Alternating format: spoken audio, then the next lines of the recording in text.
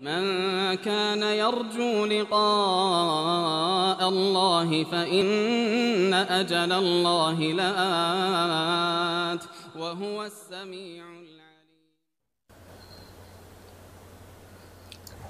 بسم الله الرحمن الرحيم. الحمد لله رب العالمين والصلاة والسلام على المبعوث رحمة للعالمين نبينا محمد وعلى آله وصحبه ومن tabi'ahum bi ihsanin ila yaumiddin, amma ba'd.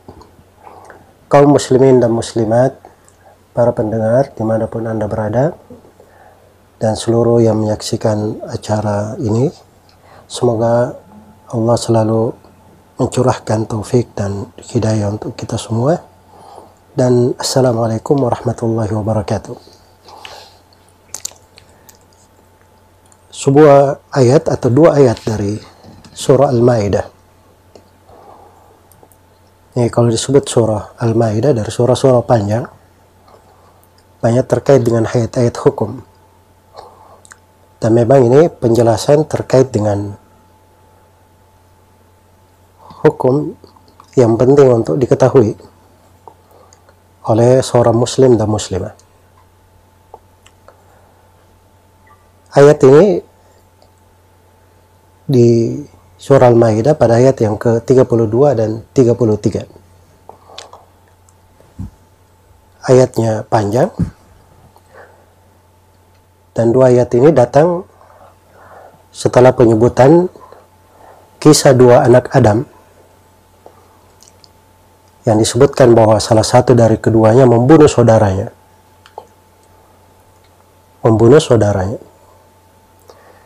Disebut di buku-buku tafsir, buku-buku sirah dan buku-buku sejarah dan selainnya bahwa nama mereka adalah Qabil dan Habil, di mana Qabil membunuh saudaranya Habil, padahal telah diperingatkan untuk hal tersebut akan keharamannya, tapi dia tetap membunuhnya. Iya. Walaupun setelah itu dia menyesal, maka datanglah ayat ini, penegasan hukum. Allah Subhanahu wa taala berfirman, "A'udzu billahi minasyaitonir rajim. Min ajli dzalik katabna 'ala bani Israil annahu man qatala nafsan bighairi nafsin aw fasadin fil ardi faka'annama qatala an-nasa jami'a." Karena hal tersebutlah, disebabkan karena kejadian ini, kami telah tetapkan, ini penegasan hukum ya, Allah agungkan penyebutan dirinya dengan bahasa kami. Kami telah tetapkan terhadap Bani Israel, iya, penetapan terhadap Bani Israel. Israel Ya'qub bin Ishaq alaihi wassalam, dari keturunannya para nabi dan para rasul. Maka ditetapkan atas mereka hukum. Dan ini tatkala disebut di dalam Al-Quran, ini hukum berlaku terhadap kita. Annahu man qatala nafsan bighairi nafsin aw fasadin fil ard. Sesungguhnya siapa yang membunuh seorang jiwa bukan karena lantaran dia membunuh, dan bukan pula karena dia berbuat kerusakan di atas muka bumi, faka'annama qatalan nasa jami'an, maka hukumannya seakan-akan dia membunuh seluruh manusia. Iya. Jadi di sini subhanallah ya, ini konteks penyebutan hukum. Memang kalau disebut kisah dua anak Adam itu, maka anak Adam yang paling pertama memberi contoh membunuh, itu menanggung dosa dari darah orang-orang yang terbunuh dengan kezaliman yang datang setelahnya. Karena itu syah di dalam hadits Abdullah bin Mas'ud, riwayat Bukhari dan Muslim, Rasulullah sallallahu alaihi wasallam bersabda, "La tuqtalu nafsun dhulman illa kana ala ibni Adamil awal kiflun min damiha liannahu awwalu man sanna al-qatl. Tidaklah seorang jiwa dibunuh dengan kezaliman kecuali anak Adam yang pertama menanggung bagian dari dosanya, bagian dari darahnya. Jadi anak Adam yang memberi contoh membunuh itu menanggung dari darahnya. Kenapa? Karena dia adalah orang yang paling pertama memberi contoh membunuh. Yang ada di dalam sejarah kemanusiaan contoh membunuh dengan kezaliman kecuali berasal dari anak Adam ini. Maka dia pun menanggung dosa-dosa orang yang mengikuti jalannya, mengambil bagian dari darah orang yang terbunuh secara zalim di situ. Ini menunjukkan berharganya darah jiwa manusia di sisi Allah Subhanahu wa taala. Iya. Jangankan seorang muslim, seorang kafir saja yang dilindungi darahnya, itu membunuhnya diberi ancaman-ancaman tegas. Seperti misalnya kafir dhimmi yang tinggal di tengah kaum muslimin, dilindungi oleh negara, maka itu tidak boleh untuk dibunuh. Karena itu membunuhnya itu pengkhianatan terhadap Allah dan Rasulnya dan orang-orang yang beriman. Dan banyak ancaman terkait dengan hal itu. Demikian pula kafir mu'ahad, orang kafir dari luar negeri masuk ke negeri kaum muslimin, mendapat jaminan negara, maka itu tidak boleh dibunuh. Karena itu Nabi SAW bersabda dalam hadits riwayat Al-Bukhari, "Man qatala mu'ahadan lam yarah raihatal jannah." Siapa yang membunuh kafir mu'ahad, dia tidak akan mencium baunya surga. Jadi kafir saja, pada kafir yang darahnya itu dijaga di dalam agama, itu tidak boleh dibunuh. Besar ancamannya. Apalagi seorang muslim. Maka membunuhnya adalah masalah yang besar. Dan di sini dibahasakan, "Faka'annama qatalan nasa jami'an." Seakan-akan dia membunuh seluruh manusia. Yang pembesaran terhadap dosa membunuh itu. Tetapi di dalam ayat ini diterangkan sebuah hukum penting, bahwa jiwa yang terbunuh, jiwa yang ditumpahkan darahnya, itu ada hal yang diperbolehkan dan ada hal yang diharamkan. Ya, pada ayat masuk di dalam penjelasan, berada di posisi penjelasan haramnya darah. Tapi bersamaan dengan itu, Allah terangkan hukum. Ada dua keadaan, ya boleh menumpahkan darah seorang muslim sekalipun, apabila terjadi padanya dua hal ini. Hal yang pertama, kalau dia membunuh orang lain. Membunuh orang lain. Kalau dia membunuh muslim yang lain, maka di sini wajib terjadi qisas. Dan qisas itu adalah hal yang sudah ditetapkan di dalam agama ini. Kutiba alaikumul qisasu fil qatla. Telah diwajibkan qisas atas kalian di dalam pembunuhan. Ayat di surah Al-Baqarah. Dan di surah Al-Maidah akan datang beberapa ayat. Ya. Wa katabna alaihim anna an-nafsa bin nafsi wal aina bil aini, dan kami tetapkan atas mereka bahwa jiwa itu dibalas, orang membunuh seorang jiwa dibalas dengan dia juga dibunuh. Jadi kalau dia membunuh seorang muslim, maka dia dibunuh karena hal tersebut. Tapi qisas ini ada ketentuan dan syarat-syaratnya, harus dimaklumi. Ada uraiannya di pembahasan fikih, dan ini di pengadilan, di pelaksanaan hukum qisas di pengadilan, itu dipastikan ketentuan dan syarat-syarat terpenuhi. Iya.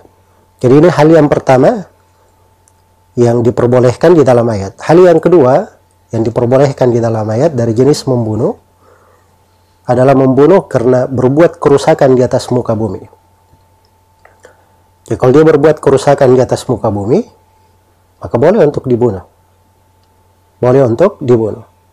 Kerusakan jenis apa yang dia lakukan? Kerusakan banyak jenisnya.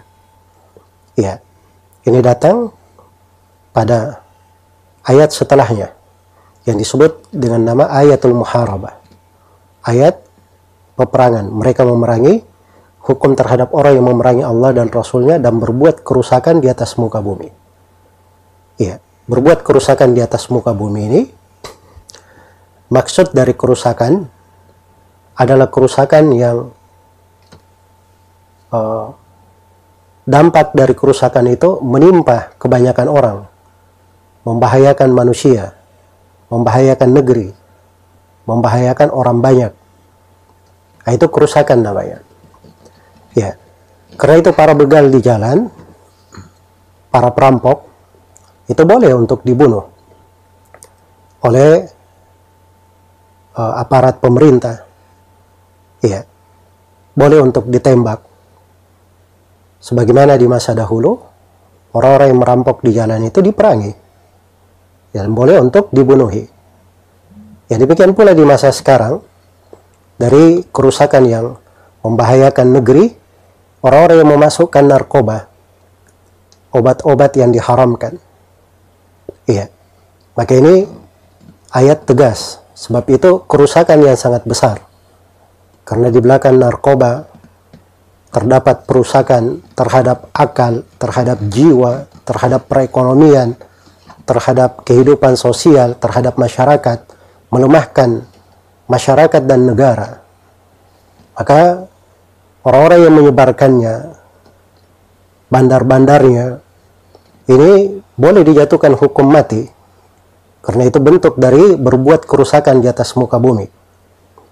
Demikian pula dari orang yang berbuat kerusakan di atas muka bumi adalah orang-orang yang menyebarkan kekafiran-kekafiran dan bidah-bidah yang merusak agama, yang mana tidak bisa ditahan dari kejelekan mereka kecuali dengan cara dibunuh. Iya.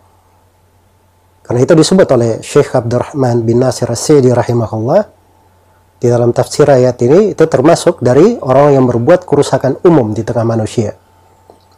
Dan itu sudah tercatat di dalam sejarah. Khalid Al-Qasri, salah seorang gubernur kaum muslimin di masanya, itu memenggal kepala Ja'ad bin Dirham yang berkata bahwa Allah tidak pernah menjadikan Nabi Ibrahim sebagai khalilnya, dan dia berkata bahwa Allah tidak pernah berbicara kepada Nabi Musa. Dia ingkari konteks ayat.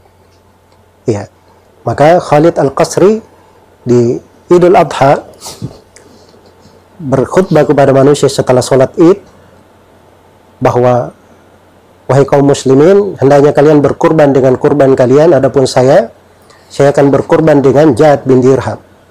Karena orang ini telah berucap begini dan begini. Maka beliau turun dari mimbarnya lalu menyembelih Ja'ad bin Dirham. Dan itu disyukuri oleh para ulama. Perbuatannya itu disyukuri oleh para ulama dan dipuji oleh para ulama.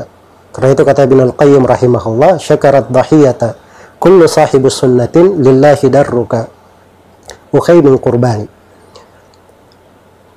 Ya, sembelihan itu, penyembelihan Ja'ad bin Dirham itu disyukuri oleh seluruh orang yang mengenal sunnah. Ya, maka betapa terpujinya engkau, hai saudaraku, akan kurban yang kamu telah tegakkan. Ya, demikian pula dari bentuk kerusakan di atas muka bumi, perbuatan terorisme, aksi-aksi peledakan, ya, pembunuhan senyap, dan yang semisal dengannya. Ini juga masuk di dalam perbuatan kerusakan di atas muka bumi. Karena itu telah diterbitkan oleh berbagai lembaga internasional fatwa bahwa para pelaku terorisme itu hukumnya cuma satu. Hukumnya adalah dibunuh. Hukumnya adalah dibunuh. Karena orang-orang yang berbuat kerusakan yang membahayakan manusia secara umum, membuat takut manusia, itu ditegakkan hukum tersebut terhadapnya. Demikian pula dari jenis berbuat kerusakan di atas muka bumi, mengganggu gugat kedudukan pemimpin yang syah. Jadi siapa yang mengkudeta pemimpin atau dia ingin memecah kaum muslimin di dalam kehidupan bersamanya di dalam sebuah negara, maka itu boleh dijatuhkan hukum dibunuh, ya, secara pengadilan. Karena itu di dalam Sahih Muslim dari Arfajah bin Shuraih, Rasulullah sallallahu alaihi wasallam bersabda, "Man atakum wa amrukum jami' ala qalbi rajulin wahidin yuridu an yashqa asakum aw yufarriqa jama'atakum faqtuluh." Siapa yang mendatangi kalian dan perkara kalian sedang berkumpul di atas hati seorang lelaki, maksudnya kalian bersatu di bawah kepemimpinan seorang pemimpin, orang ini ingin memecah belah tongkat kalian, ingin memecah belah jamaah kalian, kebersamaan kalian, maka bunuhlah orang tersebut. Di riwayat yang lain, fadribuhu bis-sayf kainan mankan. Penggallah dia dengan pedang, siapapun orangnya. Iya. Siapapun orangnya. Dan juga di dalam hadits Abdullah bin Mas'ud riwayat Bukhari dan Muslim, Rasulullah sallallahu alaihi wasallam bersabda, "La yahillu damu imri'in muslim illa bi ihda thalath. Ats-thayyib az-zani wan-nafs bin-nafs wat-tariku li-dinihi al-mufariqu lil-jama'ah." Tidaklah halal darah seorang muslim kecuali pada 3 hal. Yang pertama adalah seorang menikah yang berzina, seorang yang sudah menikah dan dia berzina. Nah, ini dibunuh dengan cara dirajam. Demikian pula orang yang membunuh jiwa, maka dia diqisas karena hal tersebut. Demikian pula orang yang meninggalkan agamanya, meninggalkan kaum muslimin. Nah, ini terkait dengan orang yang murtad dan terkait dengan orang yang merusak kebersamaan. Demikian pula dari mereka yang berbuat kerusakan di atas muka bumi, ya, orang-orang yang memerangi aparat keamanan, menembaki aparat keamanan, mengganggu keamanan negara, ini masuk dari kerusakan umum. Ya, karena itu para ulama, mayoritas ulama di masalah orang-orang yang berbuat kerusakan ini, mereka jadikan hukum itu berlaku di dalam kota maupun di luar kota. Jadi kalau ada yang melakukan aksi kerusakan besar, walaupun dalam bentuk dia menipu orang, kemudian membunuhnya secara senyap di dalam sebuah rumah, maka mayoritas ulama mengatakan bahwa orang yang seperti ini, itu masalahnya diangkat kepada pemerintah. Dan pemerintah yang membunuhnya, bukan kepada wali orang yang dibunuh. Sebab ini bukan masuk ke dalam masalah qisas, tapi itu masuk di dalam muharabah. Orang yang memerangi, orang yang berbuat kerusakan di atas muka bumi. Iya. Jadi ini 2 sudut yang penting untuk dipahami di dalam agama. Bahwa asalnya darah seorang muslim itu dijaga dan dihormati. Iya. Tapi ada kondisi-kondisi, kalau dia jatuh di dalamnya, maka darahnya itu dihalalkan, dibolehkan melalui hukum pengadilan, melalui tangan pemerintah. Ya, ini bukan urusan orang per orang. Ada yang ribut dengan tetangganya, ada yang menilai, ada orang yang berbuat kerusakan, dia melakukan eksekusi sendiri. Ya, di dalam agama ini tidak dikenal kata main hakim sendiri. Semua penerapan hukum-hukum yang seperti ini itu harus melalui proses peradilan, proses hukum di pemerintahan. Sebab itu harus sesuai dengan standarnya, ketentuan dan syarat-syaratnya. Ini masalah, bukan masalah sederhana. Ya, karena itu pada hal-hal yang manusia berselisih di dalamnya, berbicara tentang kasus-kasus yang pemerintah melakukan tindakan pembunuhan terhadap orang yang melakukan kerusakan, lalu dibicarakan di media, dibicarakan oleh orang umum, dibicarakan oleh orang yang bukan tugasnya di situ, itu bentuk dari berbicara tanpa ilmu. Dan cukuplah dosa akan hal tersebut, karena Allah Subhanahu wa taala berfirman, "Wala taqfu ma laysa laka bihi ilm, inna as-sam'a wal basara wal fu'ad, kullu ulaika kana anhu mas'ula." Jangan kalian berhenti di atas sebuah perkara yang kalian tidak punya ilmu tentangnya. Karena sungguhnya pendengaran, penglihatan, dan mata hati, semuanya akan dimintai pertanggungjawaban. Iya. Baik, kemudian dikatakan di dalam ayat, setelah diterangkan bahaya membunuh, diterangkan tentang keutamaan menghidupkan jiwa. Pada kelanjutan ayat, wa man ahyaha faka'annama ahyan nasa jami'a. Barang siapa yang menghidupkan manusia, maka seakan-akan dia menghidupkan seluruh. Barang siapa yang menghidupkan seorang jiwa, maka seakan-akan dia menghidupkan seluruh manusia. Dia menghidupkan seorang jiwa, artinya dia tidak membunuhnya, dia jaga dirinya, tidak membunuh jiwa yang diharamkan. Itu menghidupkan jiwa namanya. Atau ada jiwa terancam oleh orang, akan dilayangkan jiwanya, dia menyelamatkannya. Iya. Karena itu Imam Syafi'i rahimahullahu ta'ala memandang tidak ada pekerjaan yang lebih afdal setelah mempelajari ilmu agama melebihi dari mempelajari ilmu kedokteran. Sebab dokter-dokter itu menyelamatkan jiwa-jiwa dari kematian. Sebagaimana orang yang mempelajari ilmu agama itu menyelamatkan jiwa-jiwa manusia dari kebinasaan, dari kehancuran. Sebab orang yang tidak kenal agama, hakikatnya dia mati. Dia akan binasa. Ya, dan maka dari sini tampak kedudukan para ulama di tengah manusia. Mereka sebenarnya adalah orang-orang yang menghidupkan manusia dengan ilmu mereka. Menghidupkan manusia dengan ilmu dan pengetahuan. Membimbing mereka kepada jalan yang lurus, sehingga mereka mengenal jalannya menuju kepada sorga, dan mengetahui hal-hal yang bisa menghancurkan dan membahayakan mereka. Maka kalau di bidang kesehatan, orang menyelamatkan jiwa misalnya, dia selamatkan orang yang sakit sehingga dia sembuh, dia hidup, maka itu masuk di dalam ayat. Ada orang yang sudah terdesak, ya, harus makan, kemudian dia membantunya, memberi makanan untuknya, ya, maka itu masuk dari bentuk menjaga jiwa. Itu semuanya seakan-akan dia menghidupkan seluruh manusia. Itu dari keutamaannya. Maka ini dari makna yang agung yang hendaknya diperhatikan. Kemudian dikatakan di dalam kelanjutan ayat, walaqad ja'atkum rusuluna bil bayyinat thumma inna katsiran minhum ba'da dzalika fil ardi lamusrifun. Sungguh telah datang kepada mereka para rasul kami dengan bayyinat, keterangan-keterangan.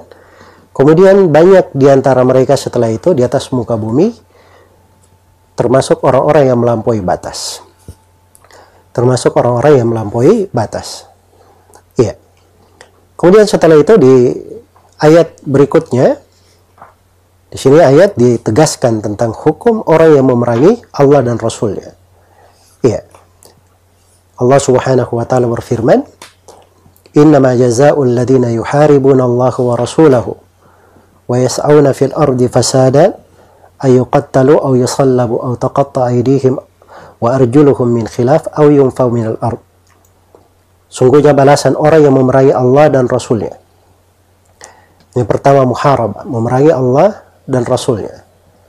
Memerangi Allah dan Rasulnya, mencela Allah dan Rasulnya, ya, menentang terang-terangan terhadap perintah Allah dan Rasulnya, yaitu masuk dalam bentuk muharabah. Karena itulah orang yang terang-terangan berbuat riba, itu sama dia memerangi Allah dan Rasulnya. Iya. Fa illam taf'alu fa'danu biharbin minallahi wa rasulih. Kalau kalian tidak melakukan itu, tidak meninggalkan riba, maka umumkanlah peperangan dari Allah dan Rasulnya. Itulah artinya berperang dengan Allah dan Rasulnya. Iya. Jadi ini mencakup memerangi Allah dan Rasulnya, apakah dalam bentuk maknawi maupun dalam bentuk hissi. Iya. Wa yas'auna fil ardi fasada. Kemudian yang kedua, dan mereka yang selalu berbuat kerusakan di atas muka bumi. Yas'auna itu menunjukkan makna bersegera. Banyak dia melakukannya dalam bentuk mengacaukan keamanan, merampok harta manusia, membunuh jiwa, ya, dan yang semisal dengannya. Ini semuanya masuk dari orang yang bersegera di atas muka bumi dengan kerusakan. Maka balasan terhadap mereka ayyuqattalu, mereka dibunuh, aw yusallabu, atau disalib. Iya, dibunuh artinya hukuman mati terhadapnya. Aw yusallabu, atau disalib. Ya, apakah disalib setelah dia mati atau disalib saja? Ya, zahir ayat menunjukkan makna yang kedua. Menunjukkan makna yang kedua. Ya, walaupun ada kemungkinan di mana yang pertama. Tetapi ini semua kembali kepada pemerintah. Iya. Aw taqatta aydihim wa arjuluhum min khilaf. Atau dipotong tangan dan kakinya secara bersilang. Dipotong dan kakinya secara bersilang. Iya. Jadi ini hukum di dalam ayat ini, apakah dia bersifat pilihan atau terkait dengan orang-orang tertentu dipilihkan salah satu dari hukum ini. Iya. Dan zahir dari ayat, dan ini yang dipegang oleh mayoritas ulama, bahwa ini kembali kepada ijtihad dari pemimpin. Dia melihat apa yang layak terhadap orang yang berbuat kerusakan, memerangi Allah dan Rasulnya dan berbuat kerusakan ini. Apakah dia dibunuh atau disalib atau dipotong tangan dan kakinya, atau dipotong tangan dan kakinya. Au yunfau minal ard, atau diasingkan dari atas muka bumi. Iya, diusir dari muka bumi, dari tempat yang dia tinggal, diasingkan. Iya. Dzalika lahum khizyun fid dunya wa lahum fil akhirati adzabun adzim. Untuk mereka kehinaan di dunia, dan untuk mereka di akhirat dosa yang sangat besar. Iya. Ini penegasannya bahwa orang yang merusak, membuat kekacauan di depan umum, itu beda dengan orang yang membunuh jiwa biasa. Kalau membunuh jiwa biasa, dia mencuri misalnya, dipotong tangannya, dia membunuh jiwa, dia dikisos, dibunuh juga, maka itu penegakan hukum had terhadapnya itu menggugurkan dosanya. Tapi ini tidak. Ya, sebab ini dia berbuat kerusakan merata kepada manusia. Banyak orang yang tersakiti dengannya. Maka dia tanggung dari hukum yang disebutkan dalam ayat di dunia, dan di akhirat kelak dia mendapatkan siksaan yang pedih. Mendapatkan siksaan yang pedih. Iya.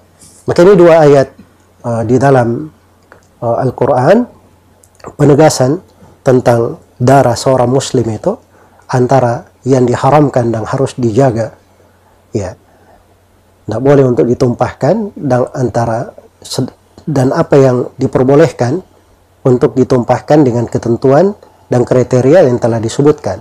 Dan sekali lagi saya tegaskan bahwa ini pembahasan dikenal di kalangan para ulama, berada di buku-buku fikih, ada ketentuan dan syarat-syaratnya, dan ini berada di tangan pemerintah, merupakan wewenang pemerintah, hukum terkait dengan pengadilan.